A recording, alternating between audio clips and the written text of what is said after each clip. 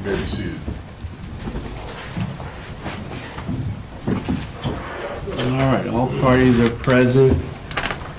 I'm going to read the sentence of the court into the record at this time.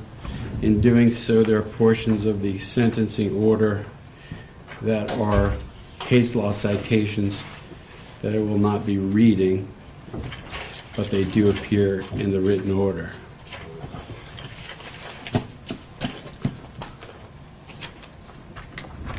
Police found the body of 23-year-old Tania Wise face down in a culvert ditch on the side of the road in a remote rural area of St. Lucie County.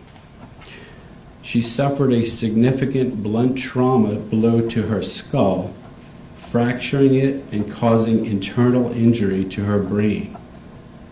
Her throat had been cut. There were 2 deep lacerations on her neck, going right down to the bone. One from the midpoint of her throat to just under her right ear, and the other from the middle of her throat to her collarbone. The medical examiner could not specify the sequence of the injuries. Therefore, the degree to which Tania experienced terror from this horrific murder could not be proven.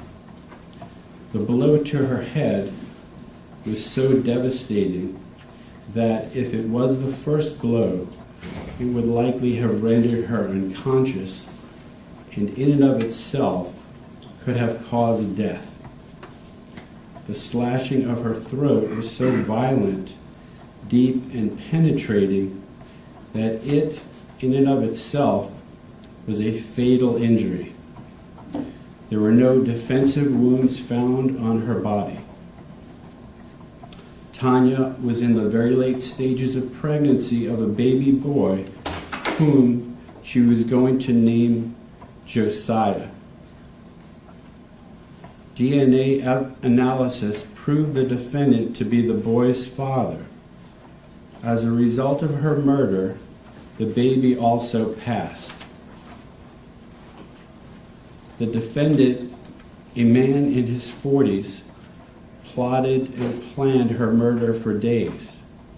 His days of planning and plotting were caught on audio and video. Could you please silence your phones?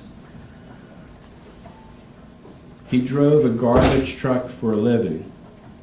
The trucking company had installed recording devices in all of its trucks for liability purposes. His working companion on the truck was his nephew, Eric Alvarado. As reflected on the recordings, he told his nephew that Tania Wise was going to destroy his life by exposing their illicit affair and the resulting pregnancy to the defendant's wife. Well in advance of her murder, he chose a location to kill her and dispose of her body. The location was along the street path of his garbage truck work route. After the murder, he recounted the events to his nephew, telling him how he covered it up. In planning the murder and recounting it, he did so in a remarkably callous, carefree, and nonchalant way. When police later interviewed him, he feigned surprise to hear of her murder. He claimed he only knew Tania as an acquaintance and never had sex with her. He completely denied the possibility that the baby boy was his child. The jury convicted the defendant of the first-degree murder of Tania Wise and the first-degree murder of her unborn child, Josiah. Unanimously, the jury made a written finding of the existence of the following statutory aggravating factors. 1, as to both victims, pursuant to section 921.1416B, that the defendant was previously or contemporaneously convicted of another capital felony or of a felony involving the use or threat of violence to the person, which, respective to each count, is based on the contemporaneous conviction as to the victim involved in the other count. 2. As to both victims, Section 921.1416I, that the capital felony was a homicide and was committed in a cold, calculated, and premeditated manner without any pretense of moral or legal justification. 3. As to the unborn child, Section 921.1416L, that the victim of the capital felony was a person less than 12 years of age. By a vote of 8-4, the jury recommended a sentence of death as to the murder of Tania Wise. Also, by a vote of 8-4, the jury recommended a sentence of death as to the murder of Tania Wise's unborn child, Josiah. After receiving the jury's recommendation, the court allowed the defendant a separate hearing to allow for an opportunity to argue and present additional mitigating evidence pursuant to Spencer v. State.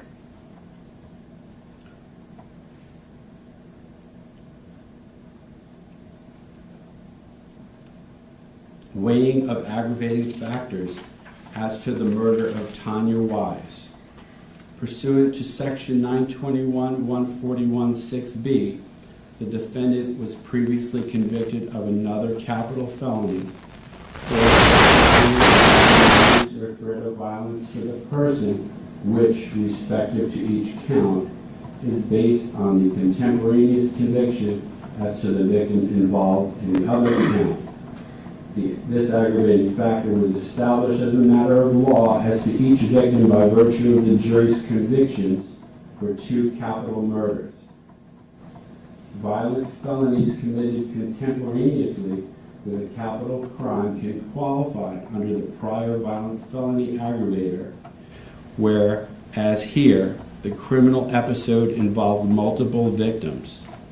The prior violent felony conviction aggravator is one of the most weighty in Florida's sentencing scheme. The court assesses its weight as to Tania Wise as follows. To understand how weighty this aggravating factor is in this case, it is noteworthy that this aggravating factor could be satisfied if the defendant had premeditated the murder of one person, but simultaneously and spontaneously committed a violent felony upon another person, such as an aggravated assault or aggravated battery.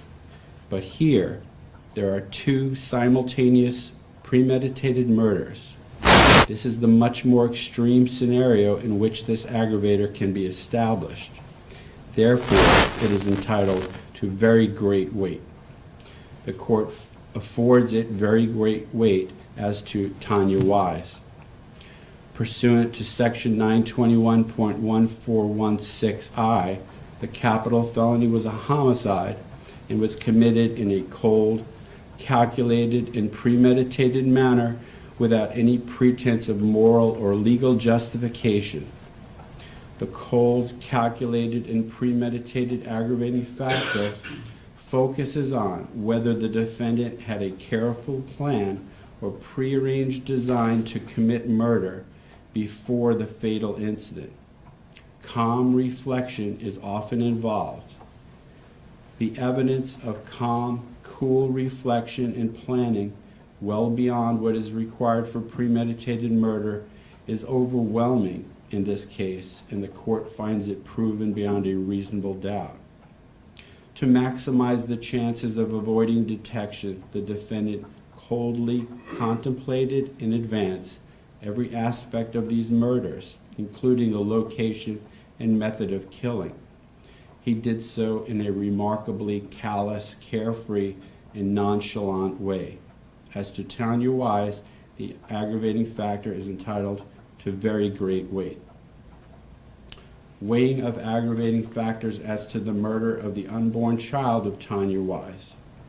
Pursuant to Section 921.141(6)b, the defendant was previously convicted of another capital felony or of a felony involving the use or threat of violence to the person, which, respective to each count, is based on the contemporaneous conviction as to the victim involved in the other count.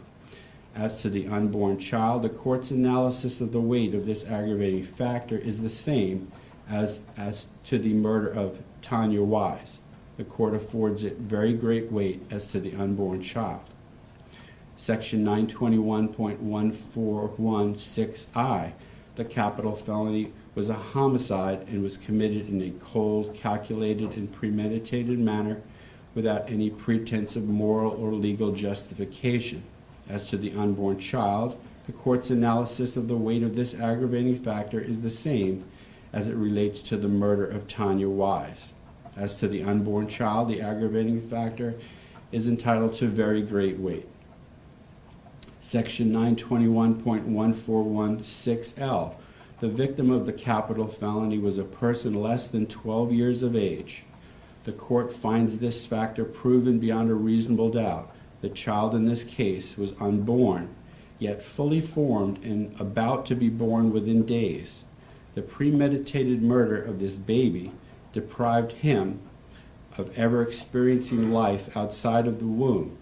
The premeditated murder of an unborn, fully formed human being still in the mother's womb, about to be born within days, is by its nature extremely abhorrent, reprehensible, and strikingly revealing of a malevolent mind.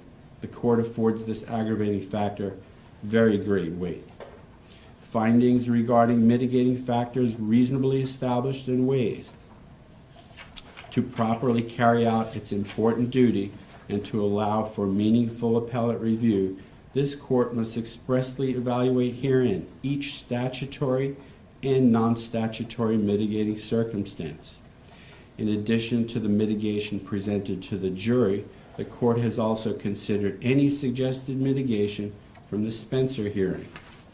Any proposed mitigation, whether statutory or non-statutory, must be reasonably established by the greater weight of the evidence. If a statutorily listed mitigating circumstance is supported by the evidence, it must then be weighed as to its significance. Unlike statutory mitigation, the court must first determine if proven non-statutory suggested mitigating circumstances are truly mitigating in nature. Once truly mitigating non-statutory mitigation is established by the greater weight of the evidence, the court must weigh it. It is within the sentencing judge's discretion to determine the relative weight given to each established mitigator. Because of the overlapping and related nature of many of the mitigators, the court has grouped some of them to ease and clarify the analysis. The court has still individually contemplated and considered the nuances of each of the suggestions in weighing them. The court has carefully applied its reasoned judgment in this regard. Statutory mitigating factors. Considered statutorily listed mitigating factor. The defendant has no significant history of prior criminal activity, and considered related non-statutory mitigating factor. The defendant has no prior history of violence. These circumstances were established by stipulation as to no prior criminal history in general, and by testimony as to the lack of violent history. This included specific instances when the defendant maintained his cool when others might have reacted more aggressively. Adding to this mitigation is that during the defendant's life, he was faced with stressful circumstances similar to those posed by the threat of exposing his infidelity in this case. Specifically, he was on more than one occasion taxed with his self-created predicament of supporting children he fathered out of wedlock.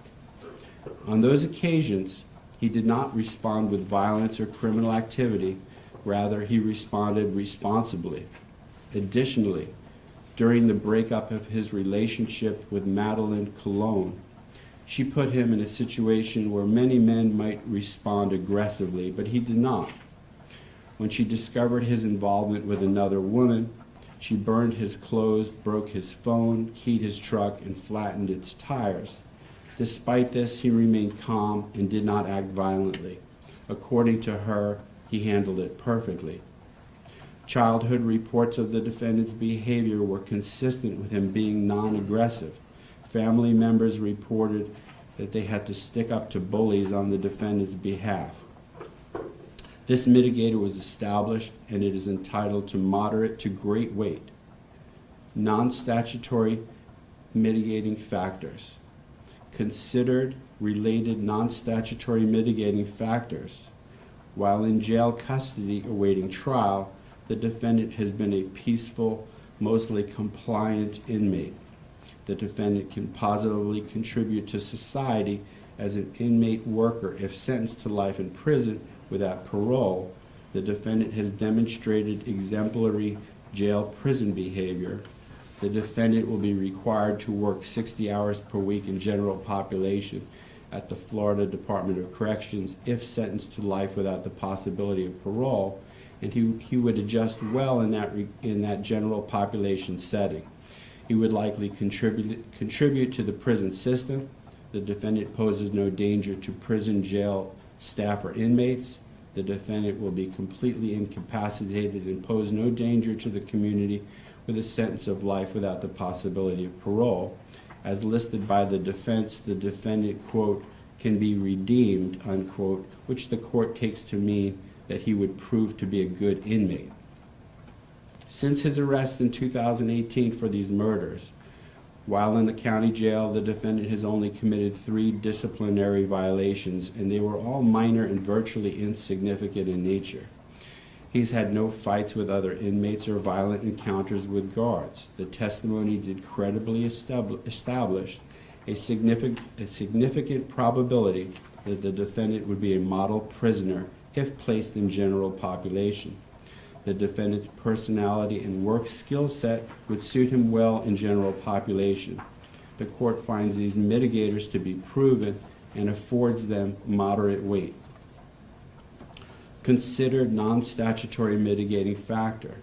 During a previous romantic relationship with Lucinda Cook, the defendant acted like a gentleman and was nonviolent in the face of instigating behavior by Ms. Cook.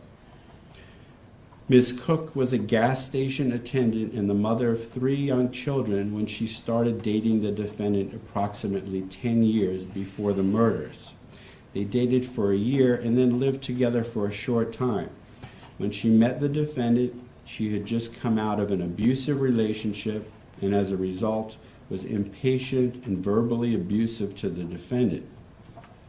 There came a time when she decided to end her relationship with the defendant for reasons unknown to the court. During the term of their relationship, she described the defendant as acting gentlemanly to her and her children. Her children were fond of him. The defendant made her and her children feel safe. According to her, despite his model gentlemanly behavior, she found fault with everything he did and argued with him for essentially no reason. She described that during their time together, it was common for other women with whom he was also romantically involved to come around her and cause problems. She went out of her way to emphasize that this was no fault of the defendant. When she decided it was time for him to leave their relationship and presumably their domicile, she pushed and damaged his fancy motorcycle and spat in his face. Despite her aggravating behavior, he never argued, got mad, or did anything to retaliate. She never saw him act violently, even though he was apparently employed at that time as a club bouncer. To the contrary, rather than describe him as violent or ill-tempered, she described him as behaving, quote, like a clown, unquote. She never saw him angry enough, quote, to do something, unquote. She described him as exemplary and that in hindsight she should have treated him better. On cross-examination, she conceded that since the time of their separation she avoided all contact with him. However, recently his family persisted in making phone calls to her in an effort to make her come forward as a character witness for him. Her first contact with the defendant after their separation was approximately a month prior to trial. The court's conclusion regarding this witness and what her testimony establishes is as follows. Her overall credibility is low. The court believes she exaggerated the truth. However, there is enough truth in her testimony such that she established this mitigating factor. The weight of the mitigating factor is reflective of the source that established it, her testimony. Therefore, the court affords it moderate weight. Considered non-statutory mitigating factor. The defendant was abandoned by his father as a child. At trial, there was scant evidence of this other than a mention that the defendant, quote, never really spoke to his dad, unquote, by Miss Cologne. There was also testimony from Joanne Stone that the defendant's father was a bus driver and apparently lived with him in Bridgeport, Connecticut. However, the Spencer hearing evidence established that the defendant's father moved out and played an insignificant role in raising him. Therefore, the court finds this mitigator to be proven and affords it little weight. Considered related non-statutory mitigating factors. The defendant was raised in chronic poverty. The defendant left school early and lacked the opportunity to complete his education. The defendant was resilient and overcame his lack of education through consistent work ethic. The defendant began working and earning money to help support his family at a young age. The evidence established that the defendant was raised in a low-income environment and likely had less opportunity to further himself than most other people. However, as testified by Monica Ropeza, his cousin, they were low income, but, quote, had what they needed, unquote. These circumstances were proven. The court affords them little weight. Considered related non-statutory mitigating factors. The defendant suffers from transgenerational family trauma. The defendant experienced chronic exposure to trauma during his childhood. The defendant's mother had a traumatic upbringing because she was abandoned by her father, causing her to leave school. When she was only 15 years old, she got pregnant with a son who died in her arms from illness about a year after birth. Naturally, the death of her son was traumatic for her. The defendant's father was older than she, making their relationship illegal. After the death of her first son, at 17 years of age, she became pregnant with the defendant. The defendant was raised in a low-income, crime-ridden neighborhood. Early into his life, his parents separated from each other. His father was largely absent, but did live nearby. At some point during his youth, the defendant's mother developed a drinking problem. This caused her, to some degree, as a single mother, to be emotionally or physically unavailable to him. The defendant did have a large extended family immediately available to him. Some of them were drinkers too. His aunts, who lived in his public housing project, to some degree helped raise him. There was broad, general, non-convincing testimony that the family was exposed to, quote, drug dealers, fights, and crazy people, unquote. The court finds these mitigators proven and assigns them little weight. Considered non-statutory mitigating factors. The defendant has established and maintains long-term, substantive, meaningful relationship with friends. The defendant has established and maintains close family bonds, relationships with his cousins. The defendant has maintained a close relationship with his mother. These were established by the evidence. The court considers this mitigation also in the greater context that the murders in this case, as aggravated as they are seemingly out of character. The defendant's life relationships are not typical of the type of antisocial person one would expect would commit the murders in question. The court finds these mitigators proven and affords them moderate weight. Considered related non-statutory mitigating factors. The defendant has established and maintains close family bonds, relationships with his children. The defendant provided support for his children. The defendant has established and maintained before his incarceration close family bonds, relationships with the mothers of his children. Aside from committing the murders, the defendant has been a positive influence on family members. The court finds these mitigators proven. There is a huge contradiction between how the defendant responded to the prospect of fathering his child to be born of Tania Wise and how he supported his other children. The defendant supported his other children generously, according to his means, and without compulsion. He was very active in their lives. With regard to one of his children, his support continued even when he learned after years of support that the child was not in fact biologically his. The court affords these mitigating factors moderate to great weight. Considered related non-statutory mitigating factors.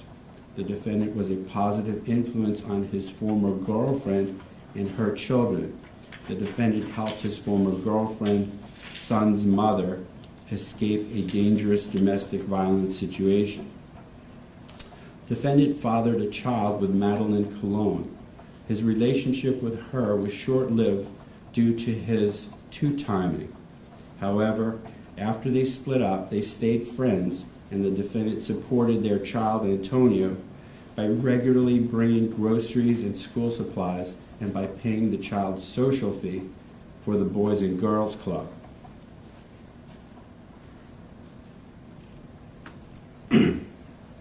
Madeline had just come out of a violent domestic relationship. The defendant's calm presence assisted her in transitioning from the trauma of her prior situation. He made her and her son feel secure. The court finds these mitigators to be proven and affords them moderate weight. Considered non-statutory mitigating factor. The indirect effect of racism against Puerto Rican Americans on the defendant. The existence of racism of this nature, no doubt at some point in his life, filtered down to the defendant. However, there were no direct instances of discrimination or racist behavior directly pointed at the defendant. The court finds this to be proven and affords it very little weight. Considered related non-statutory mitigating factors.